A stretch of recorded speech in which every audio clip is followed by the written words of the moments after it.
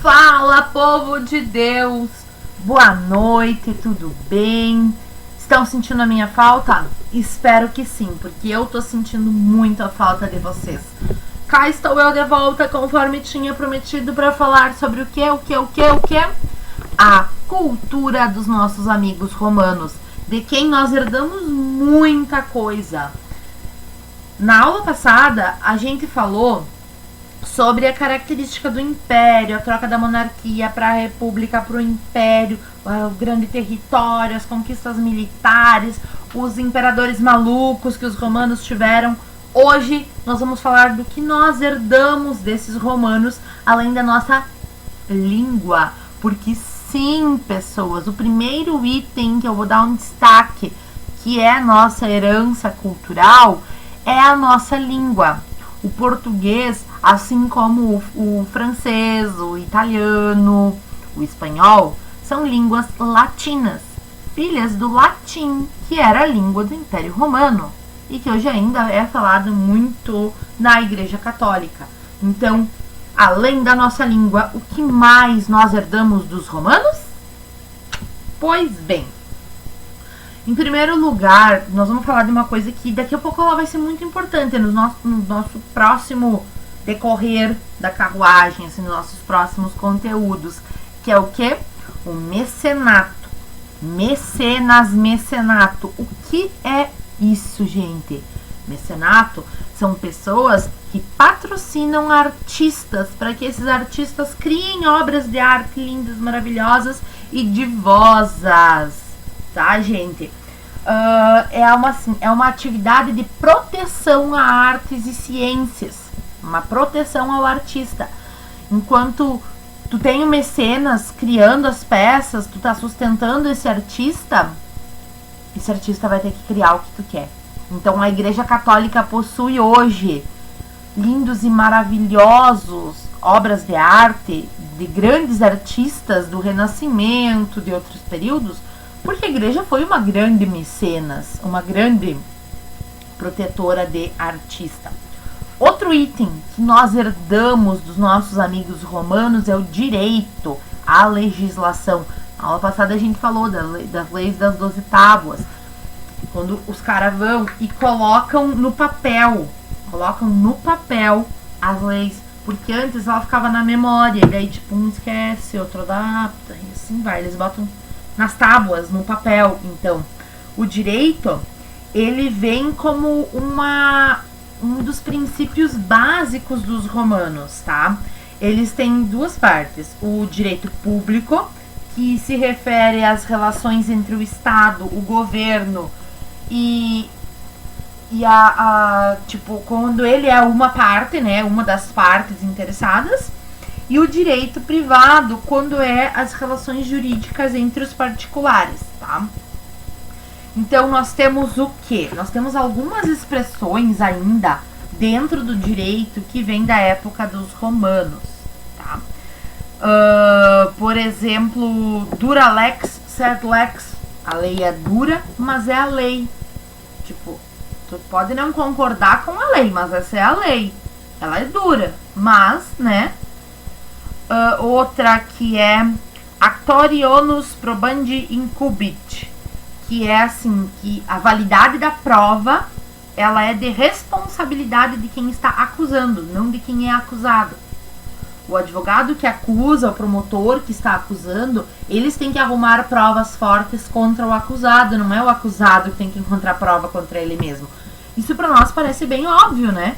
Mas naquela época era algo tipo que precisava estar nas leis, e isso vem até hoje, né?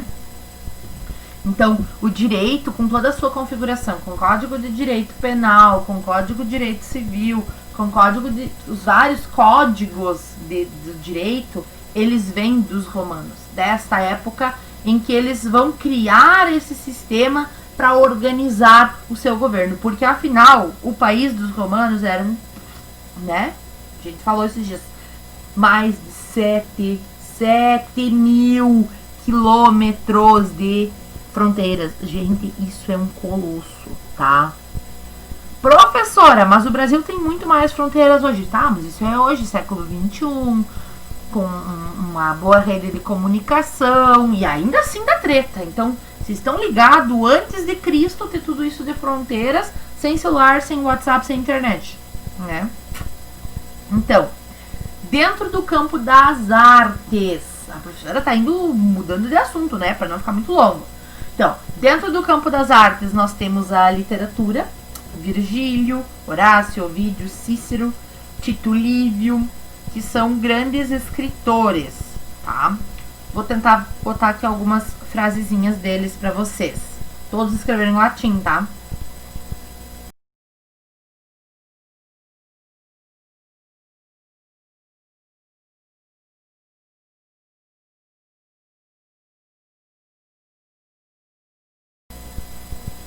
Também dentro do campo das artes, nós temos a arquitetura. E, gente, vamos combinar que de arquitetura os romanos davam um show.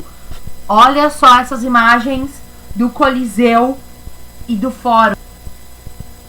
Então, olha só, gente. Olha o negócio que é o Coliseu, que tem tantos mil anos, tá lá. Lindo, maravilhoso. O Fórum, tudo bem. Só tem ruínas, não sobrou muita coisa. Mas, gente, isso era algo fantástico. Então, os romanos, eles tinham termas. Termas eram casas de banho para as pessoas tomar banho. Tipo, os caras instituíram que as pessoas iam tomar banho. E aí, no meio do banho, lá todo mundo tomando banho, as homens de um lado, as mulheres do outro, né? Porque precisava se dar o respeito à família tradicional. E foi os romanos que inventaram o conceito de família tradicional, tá? Então, as pessoas estavam lá tomando banho e fazendo brick. Fechando os brick lá. Ir nas termas era um negócio de fazer brick. Tipo, não iam só pra tomar banho, eles iam pra negociar. As termas eram algo assim. E como essas termas tinham água? Através dos aquedutos.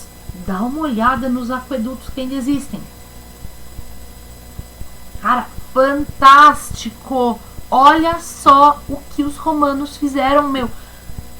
Século 21, 2020, agosto de 2020.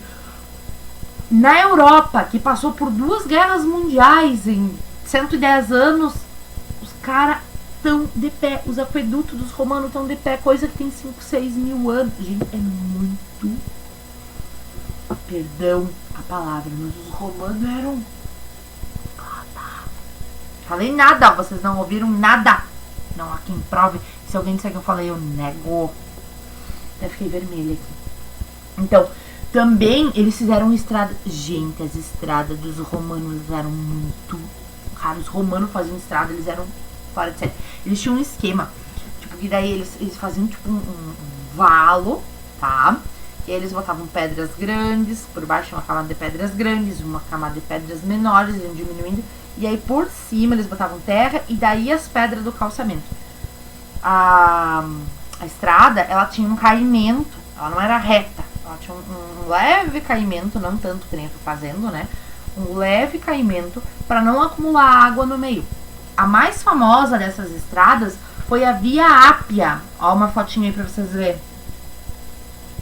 E ela tem alguns trechos em que a Via Ápia se mantém intacta e ela pode ser usada até hoje. Tipo, é muito show! Os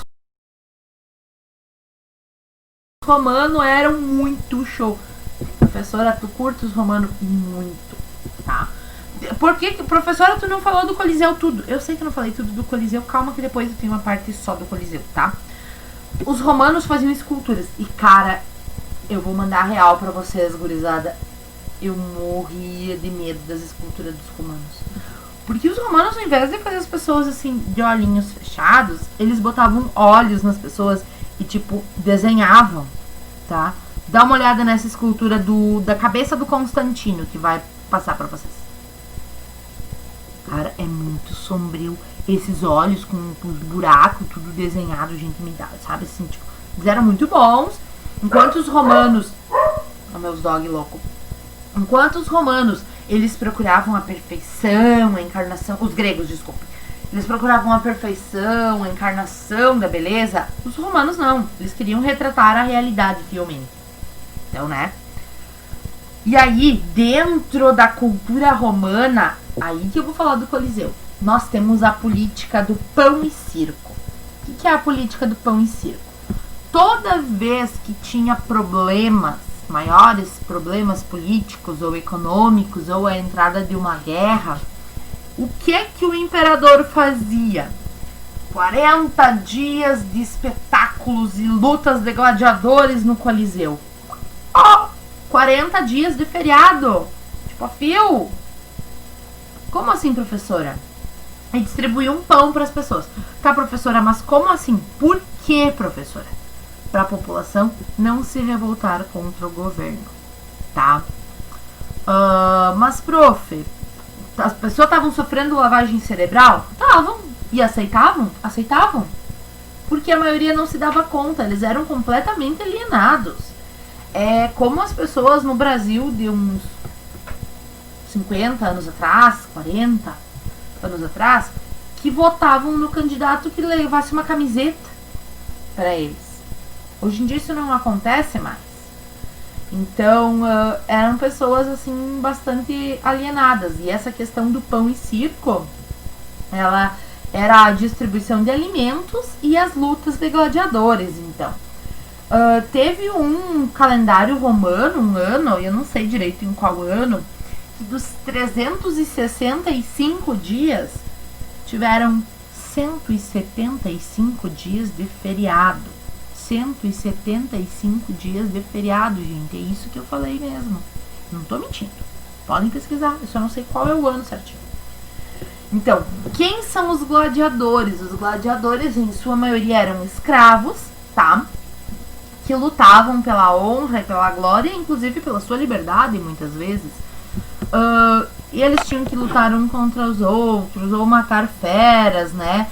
Ou matar cristãos, porque o cristianismo ainda teve um período em que ele era perseguido, tá?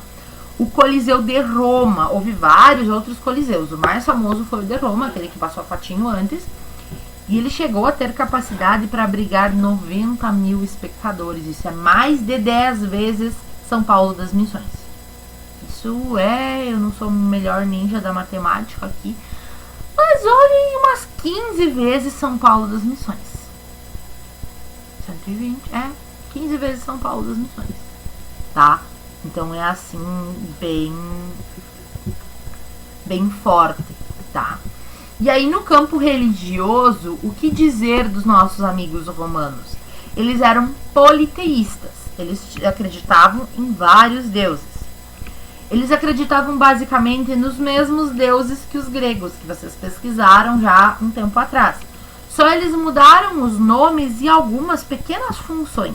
Por exemplo, Zeus virou Júpiter, Hera virou Juno, Atena virou Minerva, Ares virou Marte, Afrodite virou Vênus e assim por diante. Eles só mudam os nomes e algumas pequenas funçõezinhas. Quem não mudou? Apolo.